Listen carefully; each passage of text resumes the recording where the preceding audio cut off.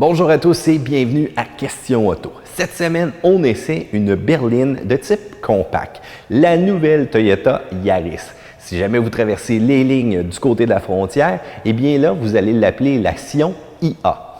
On ne se la cachera pas, la nouvelle Yaris est un partenariat entre Mazda et Toyota. Donc le petit côté vroom vroom, le petit côté dynamique de Mazda, qu'on mélange à la légende de Toyota, la légende de la fiabilité.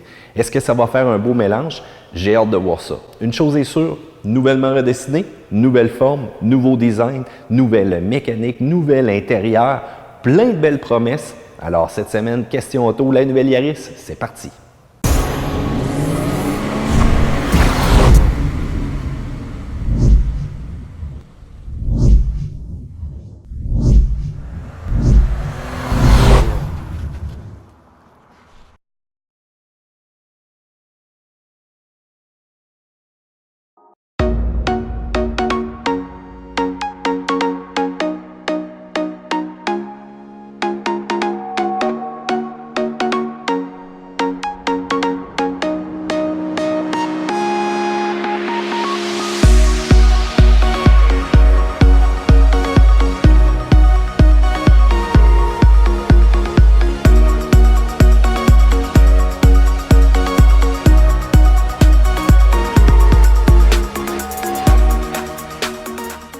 Et c'est maintenant l'heure de la partie extérieure. On regarde la Toyota Yaris Berline 2016.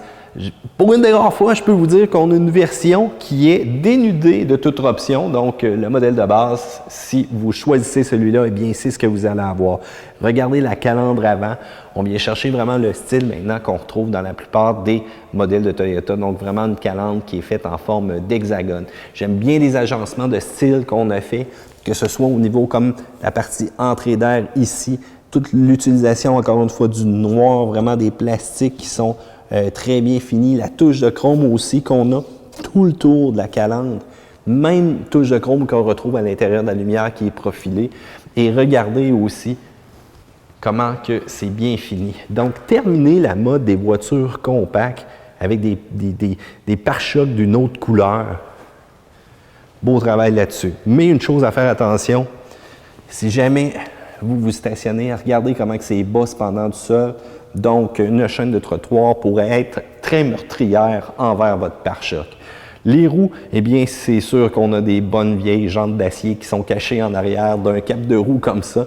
La dimension est vraiment particulière, donc c'est un 185/76. Donc, faites attention. Si jamais vous voulez changer de pneu, c'est une dimension de pneu qui est quand même très rare. Présentement, on roule un Toyo Observe GSI 5, un pneu quand même avec un tracé qui est intéressant, qui est quand même correct pour l'hiver, mais qui n'est pas exceptionnel présentement. La ligne de côté, belle ligne pour une compacte. Je ne déteste pas du tout. Même au niveau du capot, on va voir qu'on a une ligne vraiment sur le côté qui fait comme une genre de forme de vague. Tout est bien au niveau des panneaux. Tout est bien aligné. Miroir, rien de plus standard. On va utiliser quand même du noir encore une fois. Faites attention à cette partie-là en plastique si jamais vous cirez votre véhicule pour ne pas faire des taches blanches et dessus. On a la possibilité de télédéverrouiller nos portes. Cependant, il n'y a pas de bouton ou quoi que ce soit, ou encore de déverrouillage. La minute qu'on tire la poignée avec la clé qui est dans notre poche, il faut bien entendu appuyer sur le bouton pour déverrouiller tout ça. Ligne de côté, belle petite ligne, belle petite courbe, qu'on a vraiment une petite ligne qui va faire comme une genre de vague ici, qui va reprendre encore une fois au croisement là, dans la porte ici, tout simplement. Côté toit, pas de toit ouvrant. Et si on s'en va à l'arrière, je pense que je vais vous allumer les lumières juste pour que ça vous donne une petite idée. Encore une fois, une belle finition. Mais c'est sûr que quand on regarde ça comme ça, on dirait un mini Mazda 3. Ça se rapproche vraiment beaucoup. Et regardez encore une fois la touche de chrome qu'on a à l'intérieur de la lumière, donc vraiment qui va faire la longueur complète du phare. On n'a pas de phare au LED ni à l'avant ni à l'arrière. On n'utilise pas le LED. Il ne faut pas oublier que ces phares-là sont parfois extrêmement coûteux à remplacer. Des bonnes vieilles ampoules halogènes, on ne se casse pas la tête lorsque ça vient le temps de changer quoi que ce soit aussi avec cette Yaris Berline-là, si jamais il y aurait un phare là, qui serait brûlé. J'aime beaucoup la courbe aussi au niveau du coffre. Donc vraiment la courbe, encore une fois, qui nous rappelle la fameuse calandre hexagonale à l'avant, un trapézoïde là, plutôt pour dire. Et encore une fois, une belle courbe dans le bas du coffre. Et ce qu'on a fait aussi avec les réflecteurs sont souvent les parties qui sont le plus négligées. Donc, des fois, on met des gros réflecteurs ronds, c'est pas très, très beau. Mais là, on a rendu ça tout à fait discret dans le bas. Pare-choc qui est en plastique. Là, on retrouve cependant une petite décoloration. Mais qu'est-ce qui vient ajouter un agencement de style? C'est vraiment la ligne d'échappement qui est chromée ici, à l'extérieur du véhicule. L'autre chose aussi intéressante, regardez comment on a un petit déflecteur pour protéger vraiment notre aile là, des gros cailloux, des gros impacts qu'il y aurait. Donc, juste ça, ces petits ajouts-là, va nous sauver, bien entendu, une bonne partie de peinture si on est habitué à faire des chemins qui sont soit en terre ou tout simplement peu carrossables. Ouvrons le coffre. Non. Désolé, ça prend absolument la clé. Donc ça, il n'y a pas de bouton cependant pour ouvrir le coffre. Voici ce que ça donne avec les vitres baissées. C'est pas laid comme compact. Petit compact sexy comme ça fait la job. Puis en plus, un beau gris argent. Ça se salit pas. Puis quand il y a des graphiques ou quoi que ce soit dessus, eh bien, ça paraît pas trop. Et on adore ça comme ça.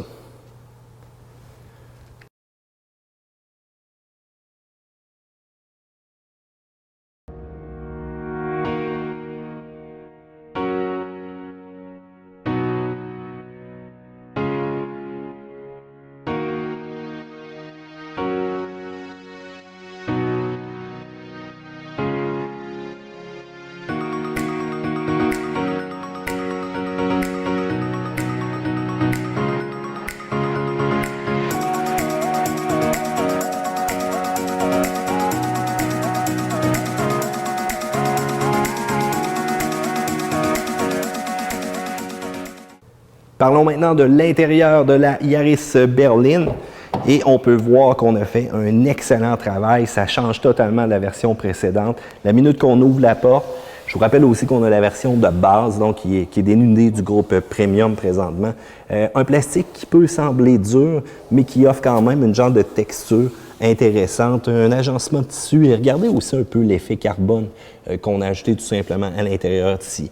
Vitre automatique, on n'est pas vraiment habitué à retrouver ça habituellement dans les voitures compactes. Notre ajustement de miroir, une petite touche au niveau métallique, au niveau des poignées de portière. Et on va retrouver encore une fois de l'espace de rangement qu'on va avoir ici. Puis regardez le petit piqué bleu, quand même assez subtil ici. Eh bien, on agence tout simplement ça aux bancs qui ont quand même une finition bleutée aussi à l'intérieur. Très beau tapis de caoutchouc, identifié Yaris, parfait pour l'hiver. Pourrait tout simplement s'allonger un petit peu plus sur les rebords, mais fait quand même un bon travail pour retenir tout ça. Encore une fois, au niveau du volant, toutes les commandes et cette petite finition qu'on a au niveau du carbone. Quand on prend place à bord, eh bien, je suis étonné par rapport à la finition des matériaux. C'est sûr qu'ici, c'est un plastique qui est dur, mais on va retrouver vraiment un peu plus de cuirette ici. Encore une fois, avec le fameux piqué bleu. Ce qui est particulier, c'est vraiment les bouches d'aération qui sont rotatives, qu'on peut tout simplement tourner comme ça, diriger dans plusieurs endroits, et celle-ci qui devient tout simplement droite à la fin. Donc, qui risque de briser un petit peu la ligne qu'on a sur la planche, mais qui est quand même intéressant, donc unique en son genre. Au niveau du volant, bonne prise. Regardez encore une fois la finition, un petit peu plus l'aspect métallique, comme on retrouve dans les portes. Et je dois vous dire que c'est quand même assez surprenant pour une voiture compacte comme celle-ci. Au niveau de l'éclairage, eh bien c'est beige. Au niveau des miroirs, on n'a pas d'éclairage cependant, donc les demoiselles vont trouver que ça manque un peu, mais on aura toujours la possibilité d'ouvrir les lumières indépendamment comme ça. On a un endroit pour mettre nos lunettes. Allons-y avec un petit démarrage. Puis ce qui est intéressant, c'est que c'est un bouton poussoir, donc vraiment un bouton démarrage-arrêt. Donc, on n'a pas besoin de la clé. Une fois qu'on appuie, l'ensemble des instruments vont tout simplement s'ouvrir. Et c'est quand même un très beau cadran central qui est gros, et on va nous donner de l'information nécessaire sur le côté, que ce soit au niveau de la révolution moteur ou encore toutes les informations de consommation dans l'autre partie. Vraiment, c'est bien. C'est pas du tout mauvais. Donc, la partie système multimédia central fait comme ressortir totalement un peu de la planche de bord. Puis on remarque bien entendu la finition qu'on a à l'arrière. Puis les gens me disaient souvent, « Hey, ça s'enlève-tu, ça? » Ça semble quand même assez solide, mais on n'est pas pour tirer dessus, bien entendu. Un éclairage à l'intérieur qui est quand même discret, qui est quand même typique Toyota, tout simplement. On n'a pas rien de majeur, on n'a pas de ligne ou quoi que ce soit qui vont faire un affichage, disons, LED ou quoi que ce soit. Donc, je vous rappelle qu'on est dans une compacte, donc l'équipement est vraiment basic. Allons-y avec un petit peu un démarrage moteur.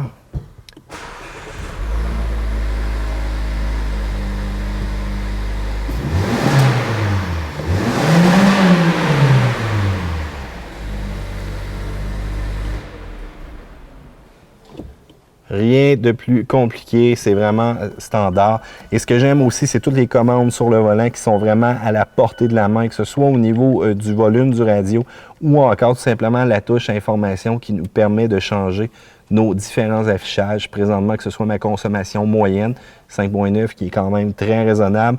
On s'est promené un petit peu plus de manière agressive avec le véhicule après. Vous avez aussi l'affichage au niveau du régulateur de vitesse, donc un témoin qui va apparaître en bas, qui va changer au vert, qui va vraiment vous afficher aussi à quelle vitesse vous avez sélectionné. Le volant, je vous rappelle, qui est ajustable avec une planche en dessous, donc la planche qui est cachée, ma foi, ici. Et vous allez pouvoir ajuster votre volant en hauteur ou voire même en mode télescopie. Cependant, il faut faire quand même un bon effort pour arriver à le déplacer ou le ressortir. Je dois vous dire que je dois forcer quasiment à 2 mains là, pour être capable de me rendre au maximum de l'extension. Au niveau des ajustements de température, c'est ultra simple, l'air climatisé, que ce soit au niveau de la recirculation d'air. Et ce que j'aime bien, c'est qu'on a plusieurs commandes, plusieurs positions, donc qui sont comme entre deux. Donc, c'est pas nécessairement la position défrost ici ou encore juste tête et pied. On a comme un entre-deux qui nous permet d'aller chercher des combinaisons intéressantes au niveau de la climatisation. Clé USB et entrée auxiliaire qu'on a directement ici. Donc, intéressant encore une fois, donc à portée vraiment, et on peut mettre vraiment notre téléphone dans ce grand compartiment là. On a encore notre finition carbone qu'on a tout autour ici, un grand espace pour placer peu importe ce qu'on a comme dimension de téléphone, ou encore ce serait un GPS qu'on pourrait bien entendu brancher ici là, dans notre prise 12 volts qui est disponible. L'autre particularité, c'est vraiment le système multimédia. Très petit, il est quand même loin au niveau de la portée de la main. Donc, la minute que je vais être assis en position de conduite, si je veux m'étirer pour aller le chercher, bien, vous voyez, je dois me soulever tout simplement et aller chercher le bouton du volume. L'utilisation est fort simple, cependant, que ce soit au niveau des mémoires pour celui-ci, que ce soit au niveau de la sélection de la musique, encore une fois, mais je vous rappelle que je trouve un peu les mêmes commandes ici sur le côté. Et lorsque je veux accéder tout simplement, que ce soit à ma clé USB ou encore ma communication Bluetooth, bien entendu mon Bluetooth audio, mon téléphone, et j'appuie sur le bouton média et voilà, c'est pas plus compliqué que ça. Le menu cependant est relativement simple, donc la minute que j'appuie, je vais être bon pour faire mes différents ajustements, que ce soit au niveau de l'ajustement automatique du son à l'intérieur du véhicule, que ce soit au niveau de la basse ou encore des différentes fréquences. Et je peux bien entendu appuyer sur le bouton ici pour faire une détection des différentes mémoires que j'ai. C'est pas exceptionnel. Si je check au niveau du radio, est-ce qu'on va avoir une toune? En tout cas, à chaque fois qu'on essaie de jouer une toune, donc on va lire ma clé USB, mais j'y reviendrai dans quelques instants en attendant. Pour le reste, transmission manuelle, 6 vitesses. La minute que je vais faire les changements de rapport, c'est quand même assez court comme course et ça se fait très bien même pour enclencher le reculon. Je fais tout simplement appuyer sur mon bras de transmission et voilà, donc ma clé USB. C'est pas si mauvais que ça et je change simplement les différentes chansons ou encore je pourrais changer aussi les répertoires si ma clé contiendrait des répertoires à partir d'ici. Je peux commander aussi mon système multimédia à l'aide de commandes vocales, mais ça, c'est pas une option que je traite nécessairement. Grand coffre à gants, c'est très gros. Et mon passager qui va être en tout confort. On va avoir ensuite des porte-gobelets, mais vous allez remarquer que je n'ai pas de repose-coude, donc je n'ai pas d'appui-bras. Malheureusement, c'est une petite option qui manque présentement au niveau du véhicule. Allons voir les places arrière. eh bien, c'est sûr que c'est une compacte. Donc, au niveau des places arrière, si vous voyez présentement mon banc qui est en position de conduite habituelle, eh bien, il faudrait que je me déplace de quelques centimètres pour rendre mes occupants confortables et remarquer la grandeur des appuis-têtes. C'est sûr que si vos passagers arrivent et laissent l'appui-tête comme ça, eh bien, ça va leur faire vraiment un point dans le dos, là. Donc, il faut vraiment qu'ils prennent le temps de soulever l'appui-tête et de l'ajuster selon leur grandeur pour vraiment être le plus confortable possible. C'est une séparation 60-40 au niveau des bancs et si vous regardez aussi l'autre appui-tête que je peux soulever tout simplement, j'ai la possibilité de faire abaisser tout simplement mes bancs, bien entendu. Donc, ça va être quand même intéressant. Et si je veux les abaisser, je me déplace ici. Je n'ai pas de bouton. En parlant des boutons, eh bien, pour enlever le système de traction, c'est ici pour le coffre et vous avez bien entendu les deux différentes planches au niveau de la trappe à essence et du compartiment moteur. Une fois que j'ai ouvert mon coffre, j'aurais très bien pu prendre ma clé. Regardez la dimension de ce coffre-là. C'est quand même assez volumineux et c'est plus volumineux que dans un Corolla. Puis regardez aussi la finition de plastique qu'on a fait à l'intérieur. Donc vraiment une belle finition qui va couper le son, qui va rendre un petit peu plus le confort agréable. Et lorsqu'on a des objets qui se déplacent présentement dans le coffre, eh bien, c'est pas trop grave. Au niveau des bancs, donc je viens d'en déclencher un, j'en déclenche un second. Vous allez remarquer que les bancs n'ont pas baissé. Je dois aller prendre le banc et l'avancer. Mais là, vous voyez qu'est-ce qui arrive si jamais je laisse mon appui-tête relevé. Donc, je dois l'abaisser et voilà. Donc, ça va donner un peu ça. Donc, c'est quand même pas si pire comme espace, mais on a quand même un bon jeu cependant, un très bon jeu, un très bon espacement. Ça fait pas tout à fait un plancher là, plat là, quand on regarde ça. Mais c'est quand même pas si pire au niveau des places arrière. Donc, une personne qui s'assit là ne devrait pas trop avoir de problématiques à faire un petit voyage. On va tout simplement ouvrir le compartiment moteur. Donc, un compartiment moteur qui ne cache pas les logos Mazda. Si vous regardez au niveau des papiers, je vais vous faire un petit zoom, c'est rare que je fais ça.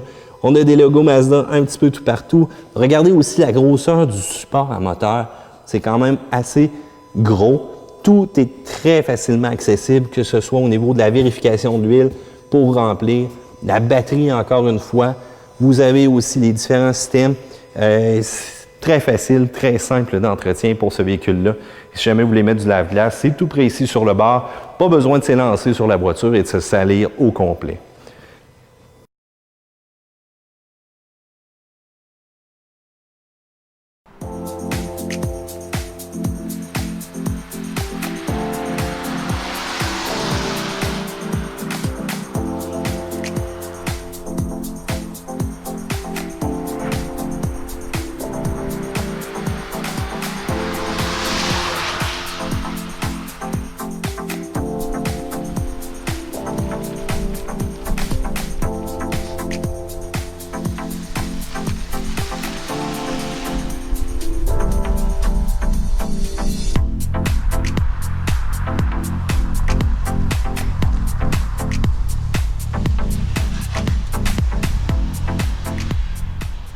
Bienvenue à bord de la Toyota Yaris 2016. Donc, quand même, un bon vent de fraîcheur.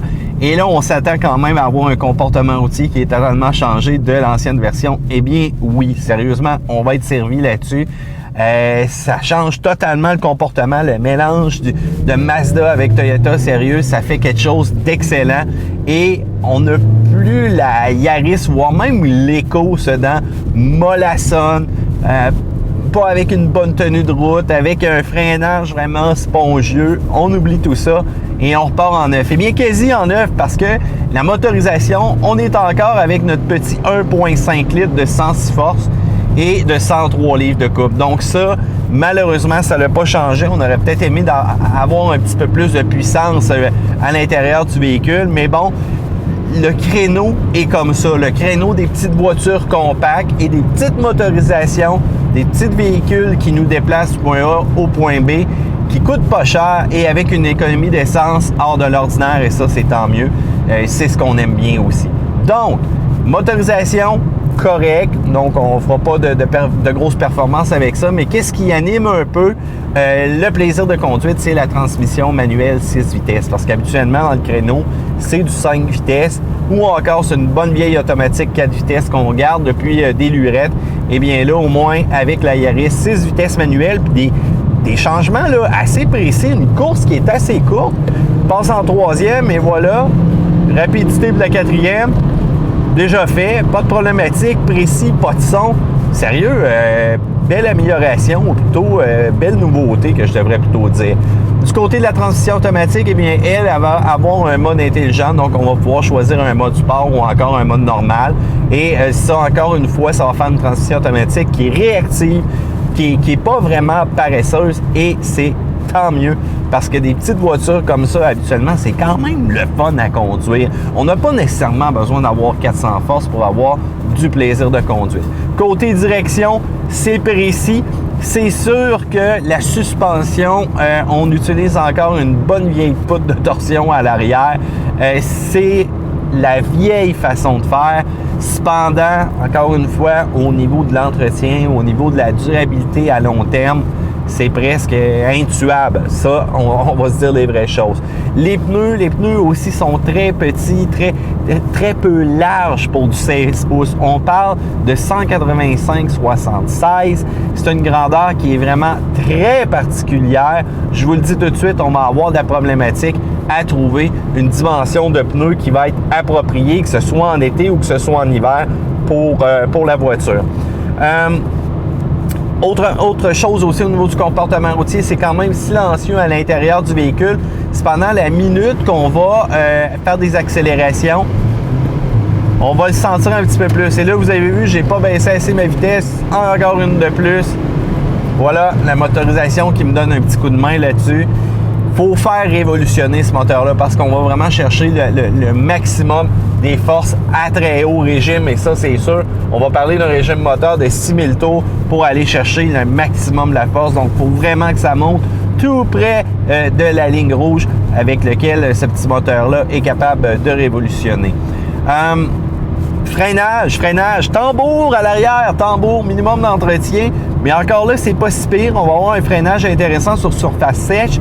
Mais la minute, cependant, qu'on va tomber sur surface humide ou encore une surface qui va être enneigée, préparez-vous, l'ABS est très prudent. Donc, il va être présent. Il va vraiment nous donner la possibilité, cependant, de garder un contrôle sur le véhicule.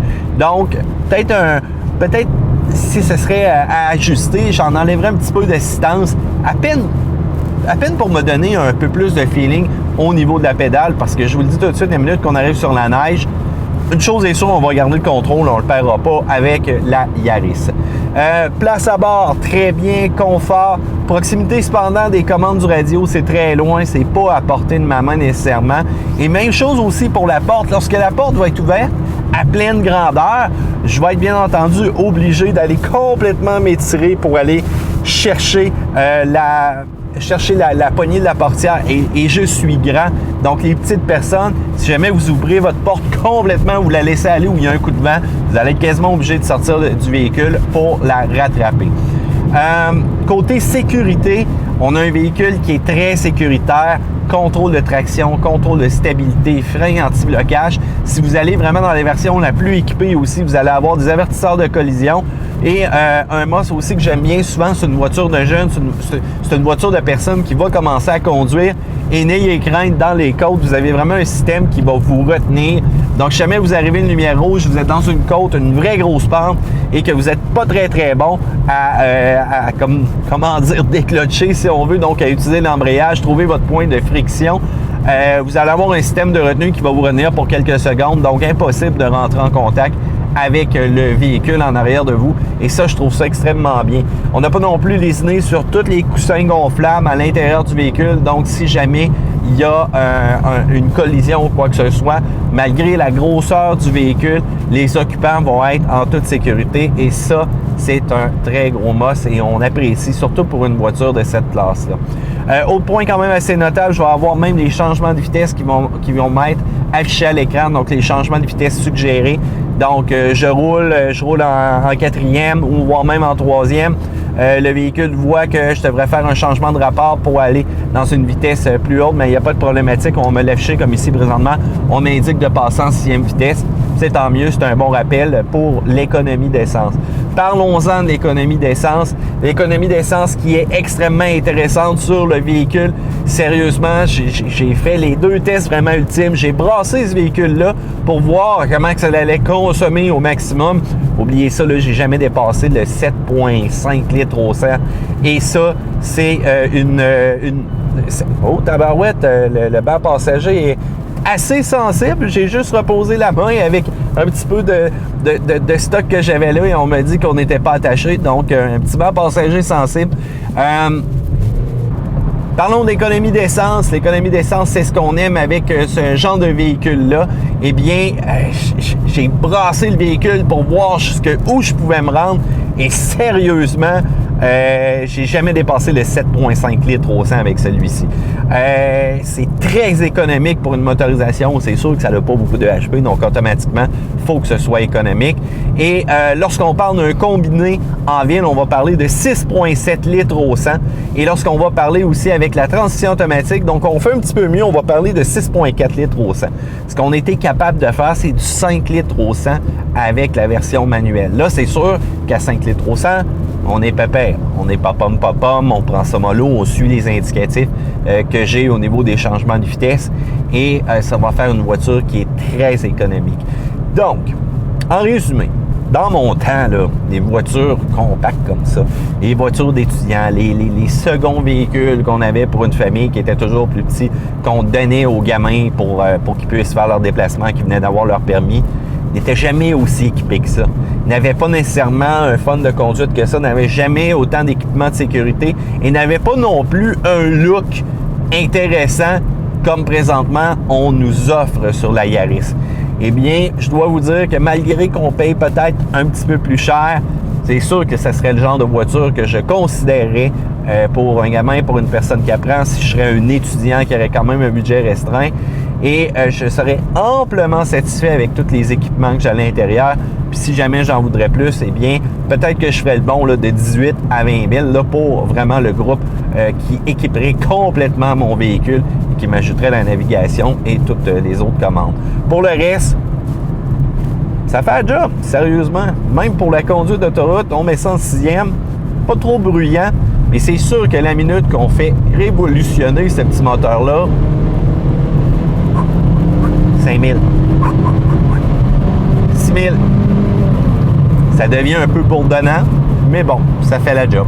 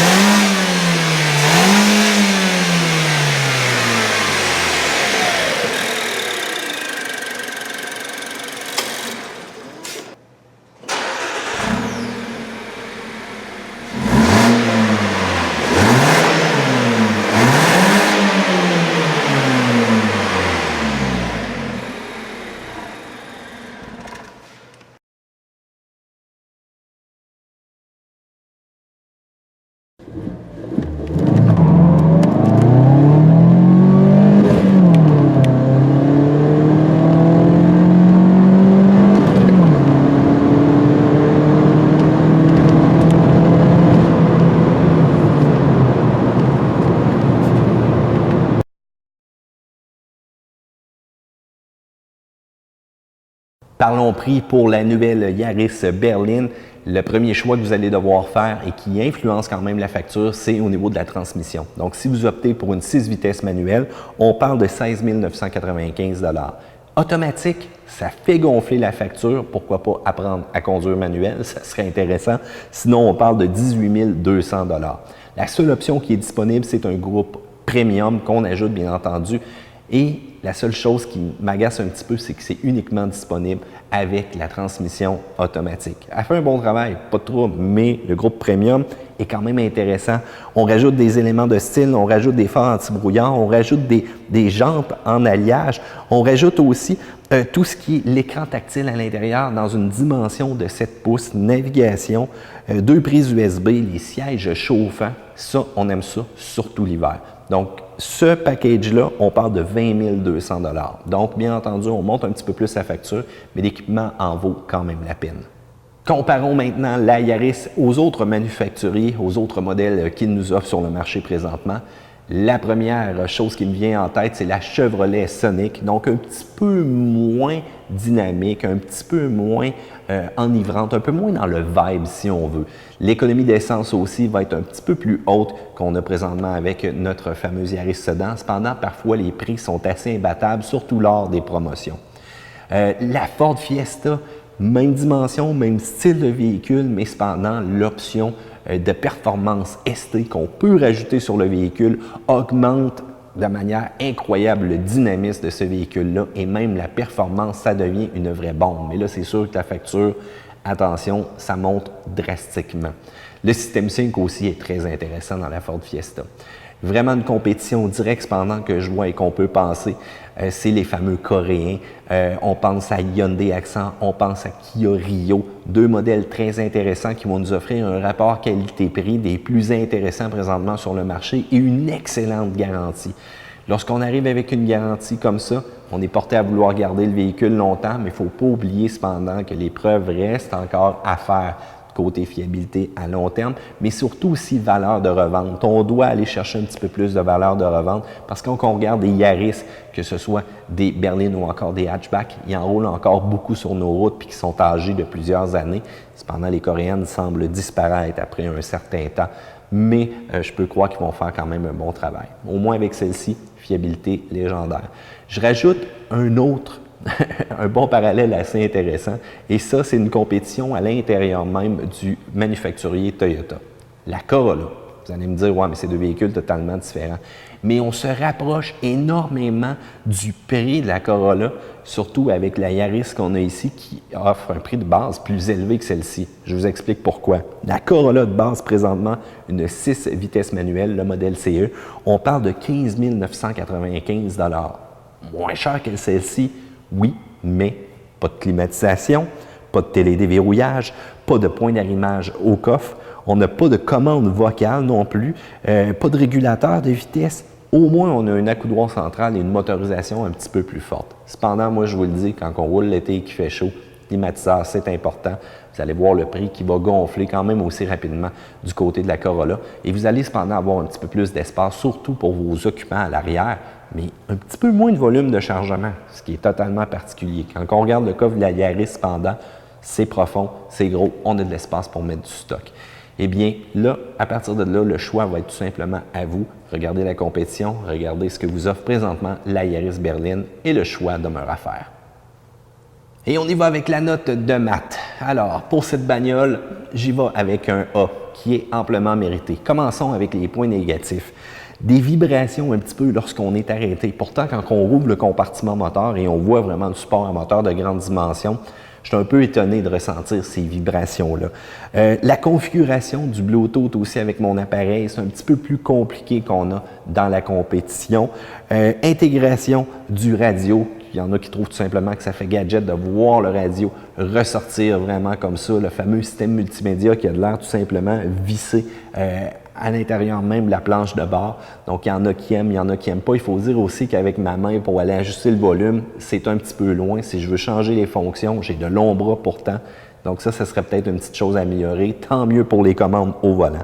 Le prix gonfle quand même assez rapidement la minute qu'on va ajouter des options, mais on est encore dans le côté réaliste de la chose. Disponibilité aussi des pneus d'hiver ou encore d'été. La dimension qu'on a là, ce n'est pas une dimension standard. J'espère que les manufacturiers de pneus vont s'activer à nous sortir un éventail qui va nous offrir beaucoup plus de choix pour agrémenter notre conduite tant en été qu'en hiver. Les points positifs cependant, La transmission est efficace, que ce soit manuel ou encore automatique. On a un effet enfin de vroom vroom dans Toyota, donc un dynamisme de conduite, une conduite qui est quand même assez précise, qui est intéressante, qu'on ne retrouvait pas vraiment dans les anciens véhicules du passé, surtout dans les anciennes versions de la Yaris. On pense aussi au côté économique et tout l'ensemble des matériaux aussi à l'intérieur qui offrent une bonne qualité de finition et une finition aussi qui va durer avec le temps. Alors, je pense que son A est amplement mérité avec ça. En conclusion, enfin du piquant, enfin un véhicule le fun à conduire et ce dans le créneau compact. Ça a beau pas être une bombe, mais si jamais vous êtes étudiant, vous avez un petit budget et vous aimez vous promener en véhicule et avoir toutes les options nécessaires, que ce soit pour faire un beau road trip ou encore tout simplement pour sortir un soir avec ses amis, eh bien, la Yaris Berlin va vous amener où est-ce que vous voulez et ça ne brisera pas non plus votre portefeuille parce que l'économie d'essence est au rendez-vous. Eh bien voilà, ça fait le tour pour notre essai cette semaine à Question Auto. J'espère que vous avez apprécié. Si jamais vous avez des questions, eh bien, vous savez qui contacter, mais surtout, abonnez-vous à notre chaîne YouTube parce que ce n'est pas notre dernière vidéo, parce qu'on est Question Auto.